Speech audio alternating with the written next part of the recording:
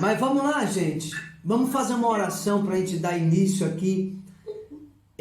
Mais uma aula. Hoje nós vamos falar sobre a inspiração de Deus. A palavra como a inspiração de Deus, tá? Amém. Amém, gente? Amém. Pessoal, é o seguinte, nós já falamos bastante aí a respeito da Bíblia, sobre tradução, sobre sociedades bíblicas. E é o seguinte, pessoal, como nós já falamos bastante a respeito da Bíblia no seu contexto físico e material, na aula passada nós falamos a respeito dos concílios, como que foi tirado certos livros da Bíblia. E o que nós vamos falar hoje? Hoje nós vamos falar a respeito da inspiração de Deus. A Bíblia Sagrada no seu âmbito espiritual, ok? Como que de fato, lá no início, na primeira aula, nós falamos que a Bíblia Sagrada foi escrita por judeu e para judeu. A Bíblia tem um destino, que eram os judeus. Os escritos tinham um destino, que eram os judeus. Porém, ela tinha uma origem. A origem da Bíblia, ela é divina. A origem da Bíblia, ela é espiritual, ok? Se você tiver com a sua Bíblia, eu vou pedir que você abra ela. Ainda que você esteja com a apostila, eu vou pedir para que você abra a Bíblia em 2 Timóteo, capítulo 3, verso 16. Eu preciso que você abra a Bíblia e, se possível, uma caneta na mão aí para fazer algumas marcações. 2 Timóteo 3,16 está escrito dessa maneira: toda a Escritura é divinamente inspirada. Então, se você puder, eu quero que você marque comigo a palavra inspirada. Pode marcar na sua Bíblia. Toda a Escritura é divinamente inspirada e proveitosa para ensinar, para repreender, para corrigir, para instruir em justiça. Observa, nós sabemos que a Bíblia, ela passou por traduções e tudo, por copista e tudo aquilo que nós já aprendemos.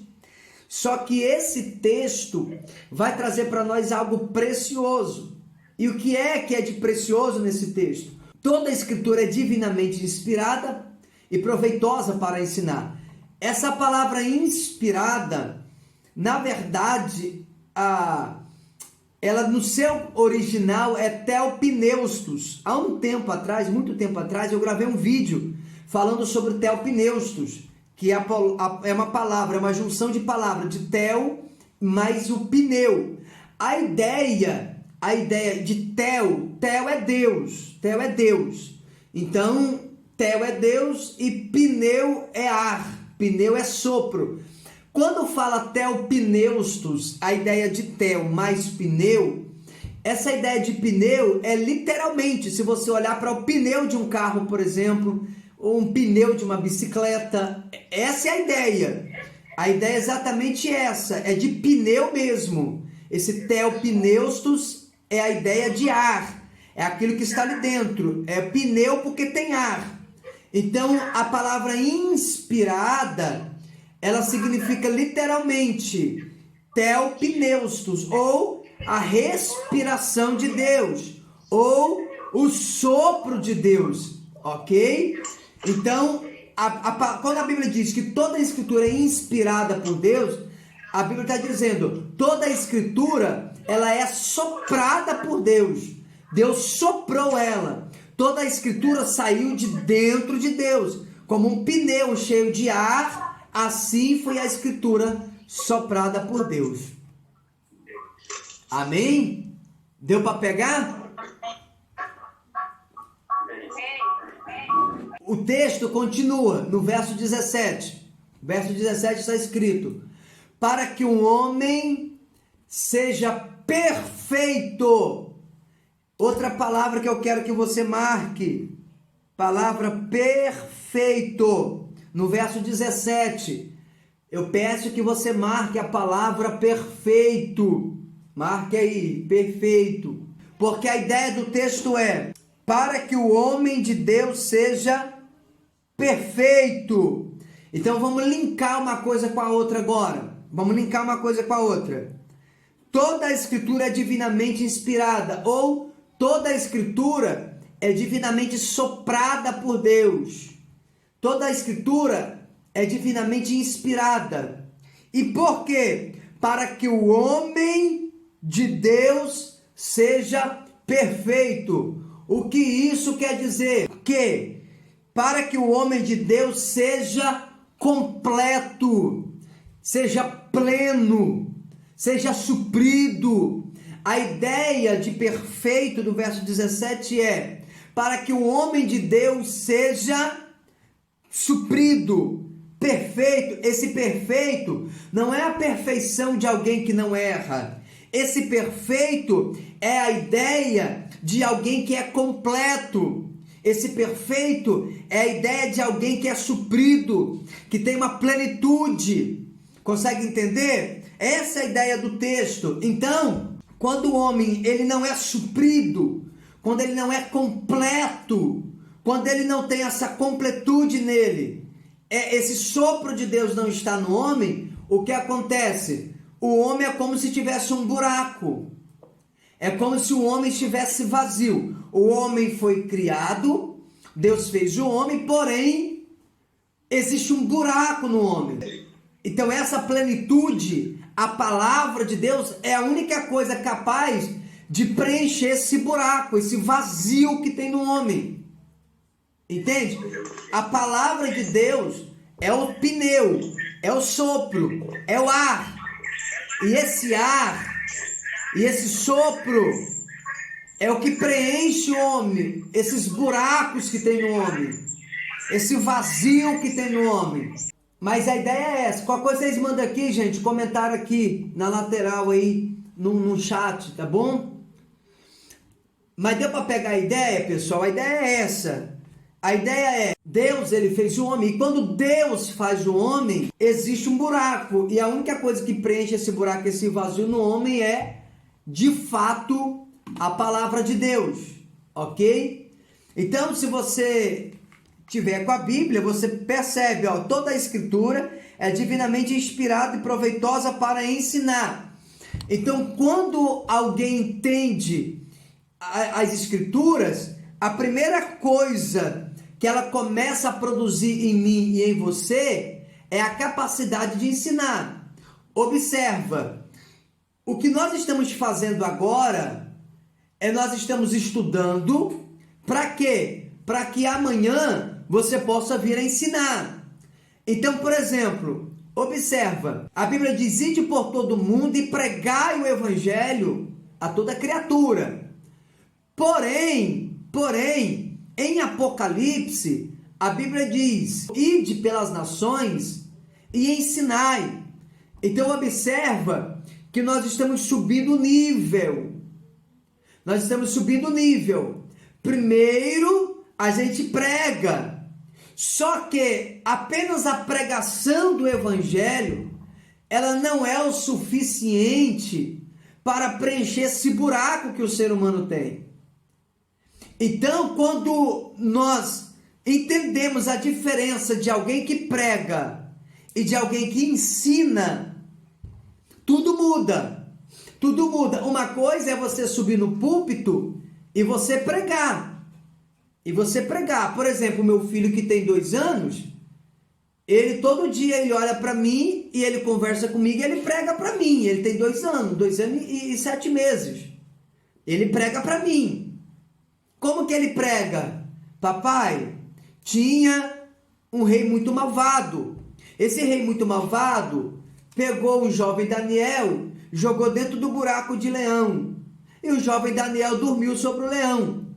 Então você observa que ele prega para mim. Isso é pregar.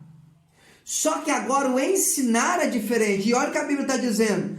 Toda a escritura é divinamente inspirada e proveitosa para ensinar. Então não basta apenas a gente ser perito na pregação. A gente chega no culto, a gente faz o barulho, a gente faz o negócio acontecer, a gente profetiza, a gente roda no mover, a gente pula, a gente sapateia. É muito bom, é gostoso. Porém, a única coisa que preenche o vazio, esse buraco que tem no ser humano, é o ensinamento da palavra. Por quê? Porque em uma pregação a gente não consegue ensinar. A pregação, como que eu caracterizo uma pregação de 30, 40 minutos num culto? Eu caracterizo ela como um soro.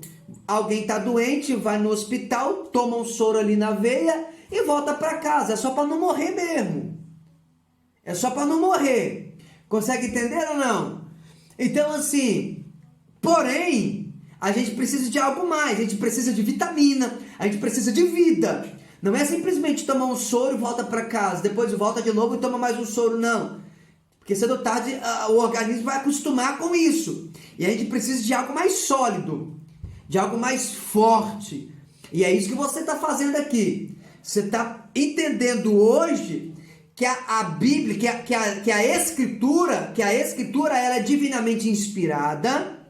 Ela é divinamente inspirada e ela é proveitosa para ensinar. E depois que a gente entende que ela é proveitosa para ensinar, a gente entende que não só para ensinar, mas para repreender e para corrigir. Agora observa que a própria palavra de Deus, por si só, ela já nos corrige, ela já nos repreende. Não precisa de eu chegar para você para te repreender, não. Quando você pega a Bíblia e você começa a meditar na Escritura, aí você já começa a ser corrigido pela própria Escritura.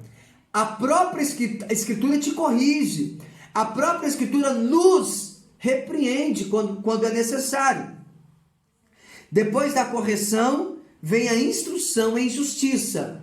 Observa, tem gente que aprendeu só bater nos outros, mas uma coisa puxa a outra. Começa assim, ó, eu ensino, porque se eu não ensinar, eu não posso repreender. Como que eu vou chegar para alguém e repreender essa pessoa se eu não tenho capacidade para ensinar ela o que é certo? Não faz sentido. Então eu ensino, repreendo, corrijo, isso tudo a própria Escritura, né? E aí sim, depois a gente vem e instrui. Depois que a gente repreende, a gente instrui. Então não, tem gente que só repreende, mas não instrui, não orienta. E o segredo não está em você apenas repreender, em apenas corrigir. O segredo está em você corrigir com instrução. Pegou ou não? Essa é a ideia. A ideia é essa, é que você corrija, mas corrija com instrução, tá? Para que o homem de Deus seja perfeito e perfeitamente instruído para toda boa obra. Observa. Então, para que o homem de Deus seja perfeito, ou seja, seja completo e perfeitamente instruído. Observa como encerra o texto. Ele tem que ser perfeitamente instruído para toda boa obra. Porque se eu apenas repreender e não instruir, ele não vai ter uma boa obra. Não vai dar fruto digno para o reino. Amém? Então a ideia do texto é essa. A palavra de Deus, a Escritura é de fato, a Escritura é de fato inspirada por Deus, ela é soprada por Deus, é o pneu, é o ar, é o ruar de Deus, entende? Eu vou ativar agora, pedir para vocês ativarem de novo o áudio de vocês, e eu vou fazer uma pergunta aqui, e eu quero ver a opinião de vocês aí, nessa pergunta que eu vou fazer para vocês agora. A pergunta é: qual é a opinião de vocês? Eu quero que vocês falem, independente, tá? Independente se você souber ou não. A diferença entre Bíblia, entre Escritura e entre Palavra de Deus. Qual a diferença entre Bíblia, entre Escritura e entre Palavra de Deus? Vamos pensar e vamos ver se vocês têm se vem alguma ideia na mente aí, pode falar. O que é Bíblia, Palavra de Deus e Escritura? Qual é a diferença de uma coisa para outra? Posso falar? Pode falar. Mas a Bíblia é a palavra.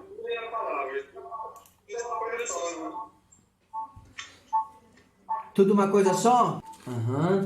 Mais alguém, gente? Pode falar. A palavra de Deus, a escritura, a escrita por trás. A Bíblia por si é uma escrita, mas por trás dela é o Espírito de Deus. Ok. Mais alguém? É o seguinte, gente. Se tiver caneta, pegue e anote. Isso é uma pérola para vocês. Amém. Há uma diferença entre Bíblia, entre Palavra de Deus e entre Escritura. O que é Bíblia? É um conjunto de livro. Sim. Isso a gente já falou, Já falou. né? Sim. A Palavra de Deus é tudo aquilo que Ele falou. Tudo que é dito por Deus, tudo que Ele fala. Isso é a palavra dele. Então, o que é a palavra de Deus? A palavra de Deus é tudo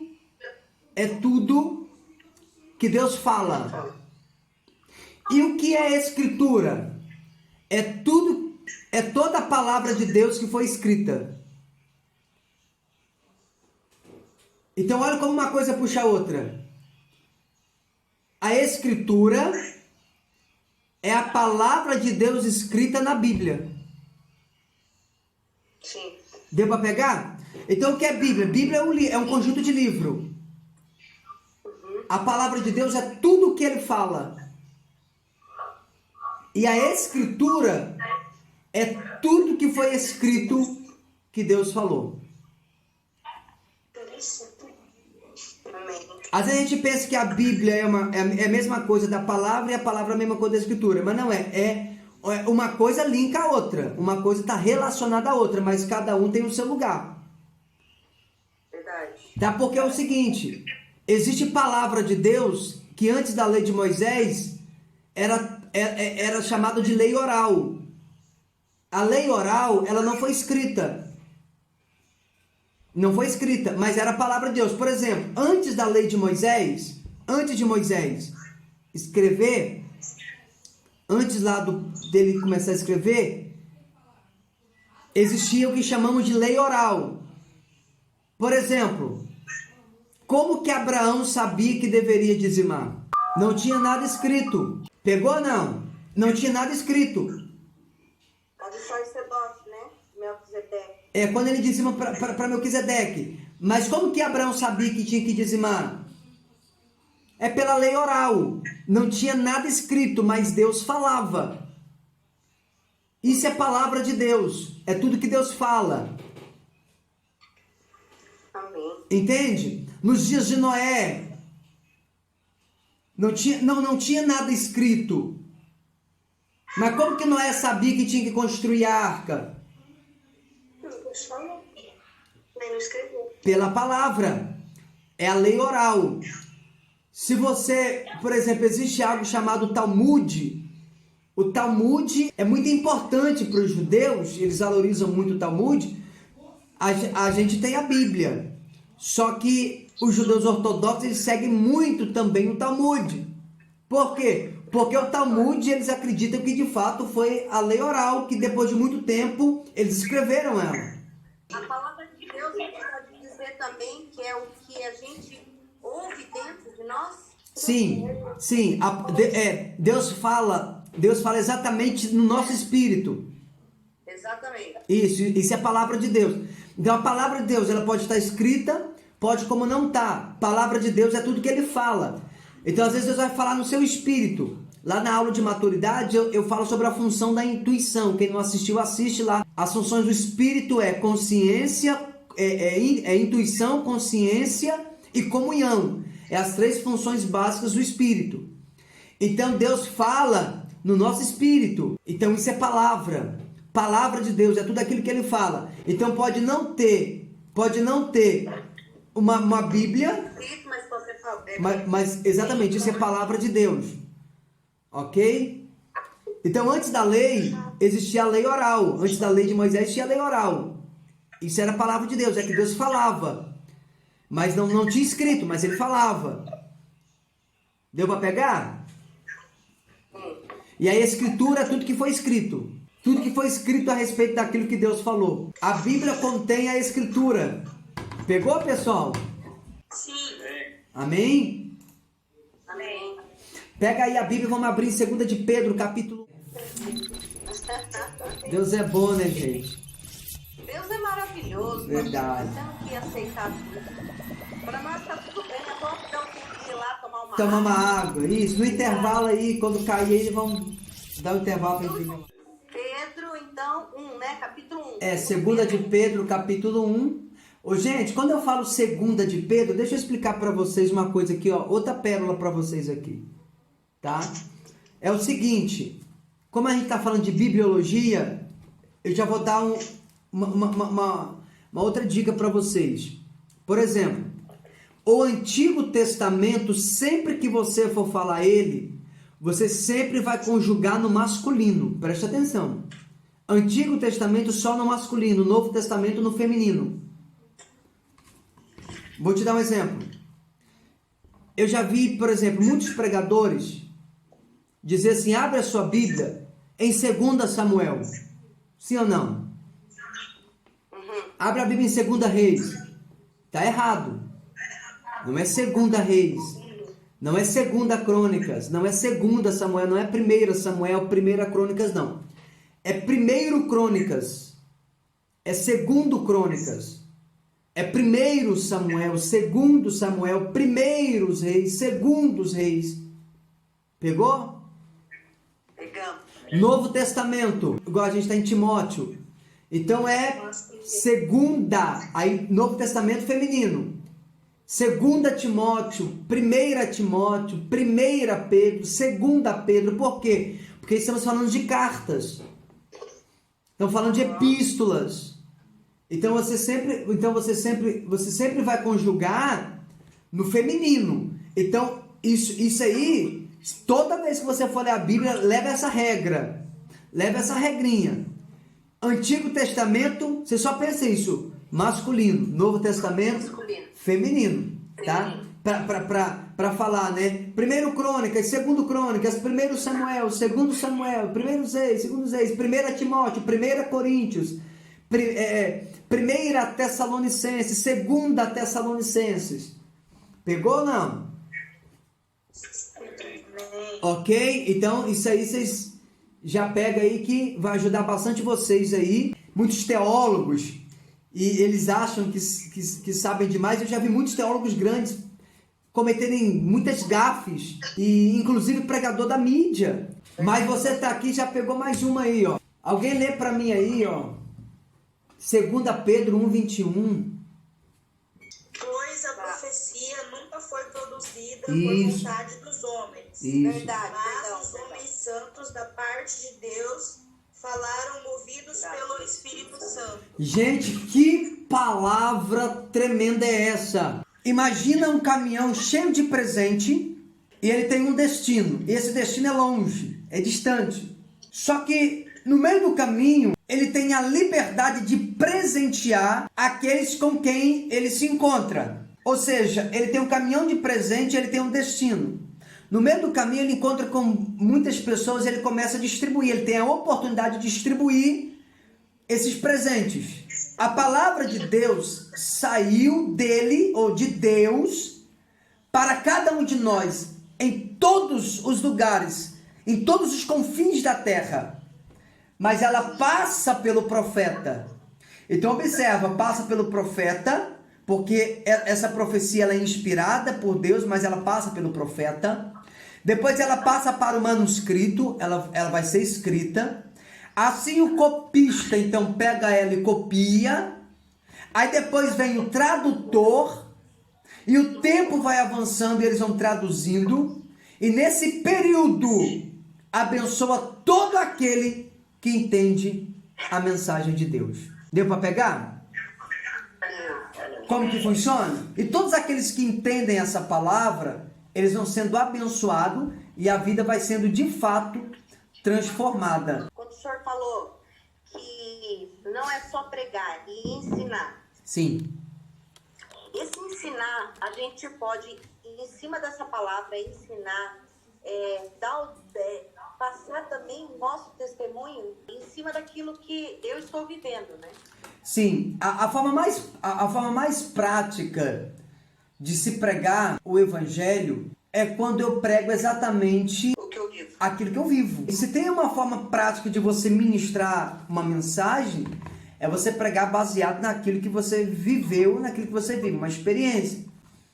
Só Está na Bíblia, né? Que é para dar o testemunho. E de pregar e dar o seu testemunho, né? Começar pelos seus testemunhos. Né? Só que é o seguinte, a gente tem que cuidar muito na hora de testemunhar, por quê? É porque o próprio Cristo, ele disse, né?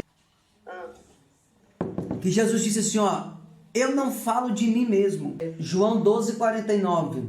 Porque eu não tenho falado de mim mesmo, mas o Pai que me enviou, ele me deu mandamentos sobre o que hei de dizer e sobre o que hei de falar. A ideia é, Jesus está dizendo assim, ó, eu não falo por mim mesmo. Por quê? Porque a ideia de eu falar de mim mesmo, eu não edifico ninguém. Essa é a ideia que Jesus está dizendo. Ou seja, igual por exemplo, no início da minha fé, eu assisti muito testemunho, era febre, né?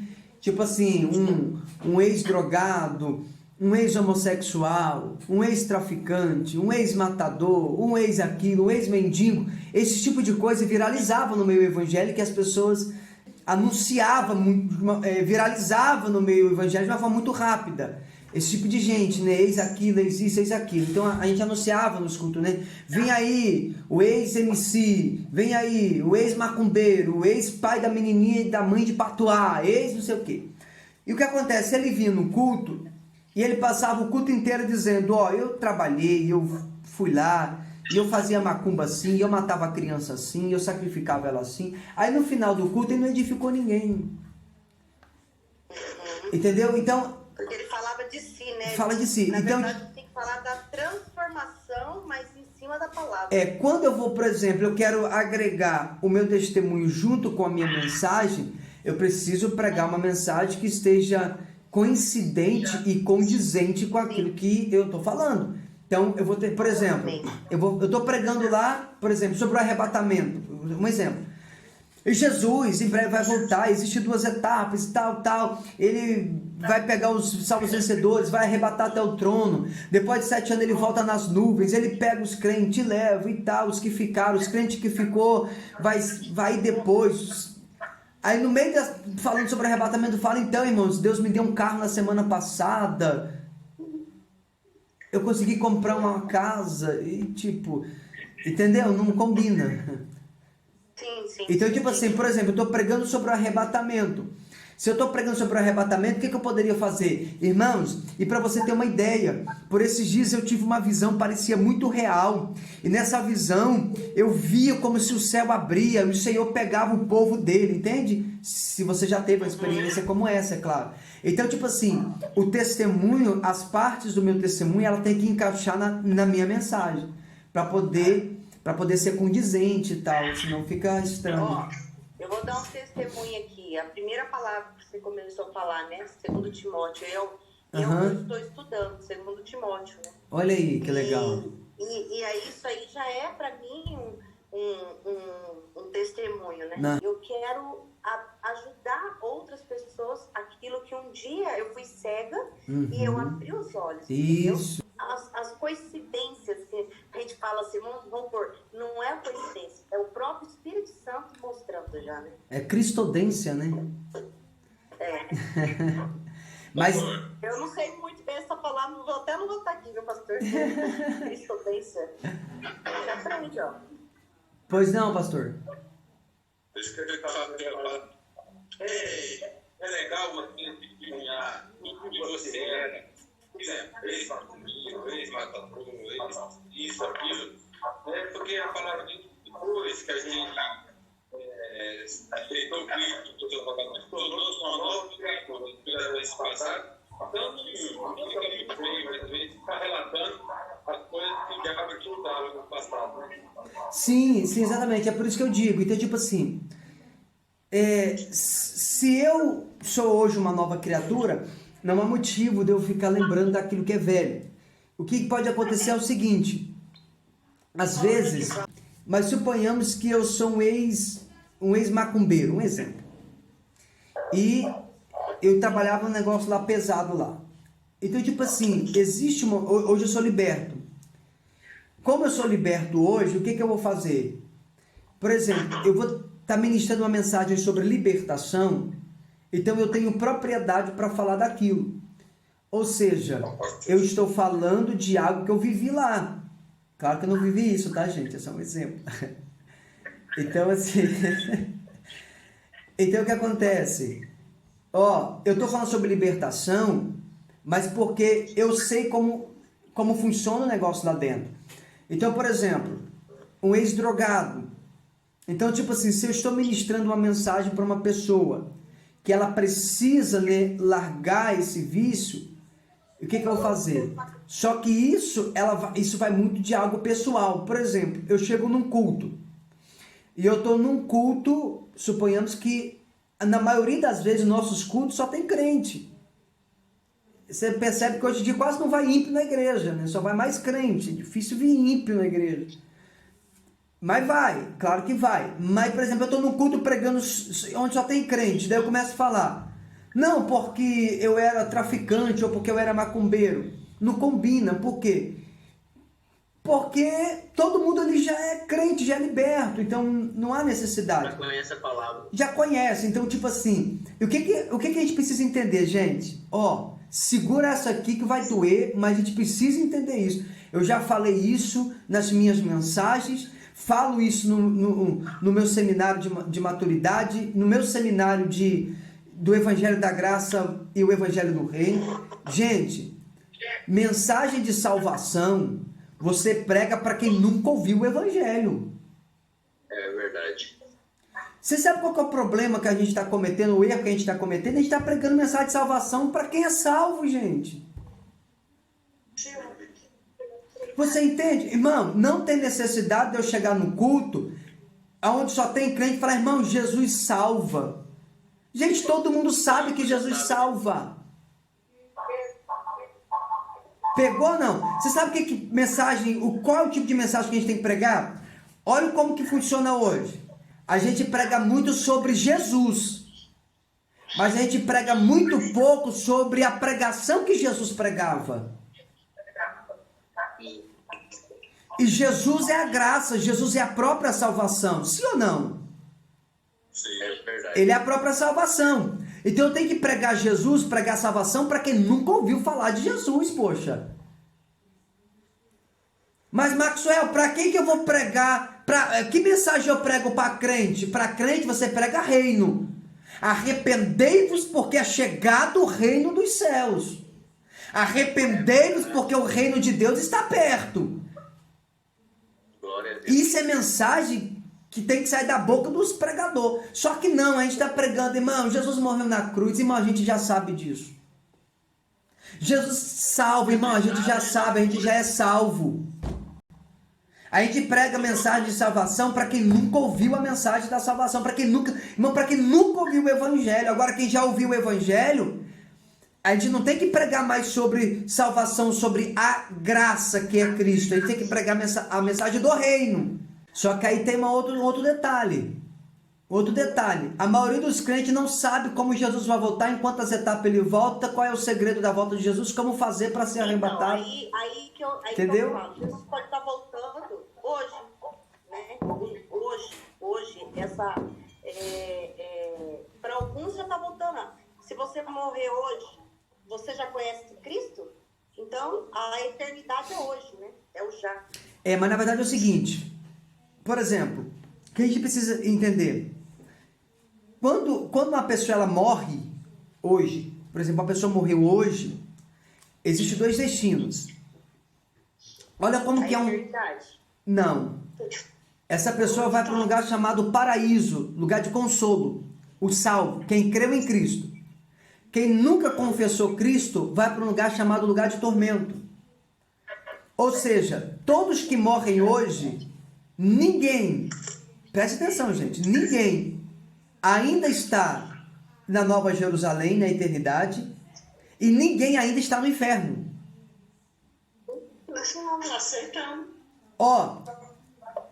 Eu não sei se vocês já viram os testemunhos que tem por aí de gente falando que foi no inferno, E lá viu a Xuxa, lá viu o pastor fulano, lá viu o Faustão. O Faustão nem morreu, a Xuxa nem morreu, já estão vendo ele lá no inferno. Um monte tem um monte de testemunha aí que é louco. Aí não, eu tive uma visão, o irmão foi arrebatado, eu fui lá no inferno, dei no inferno. Eu acho que o pessoal viu demais o filme do Constantino, do Matrix, sei lá, esse filme aí viaja na maionese. Então pode ser que ele teve uma, sei lá, alguma coisa menos visão inspirada por Deus. Isso não. Por quê? Ô gente, está escrito, o inferno ainda não foi inaugurado, o inferno ainda não existe.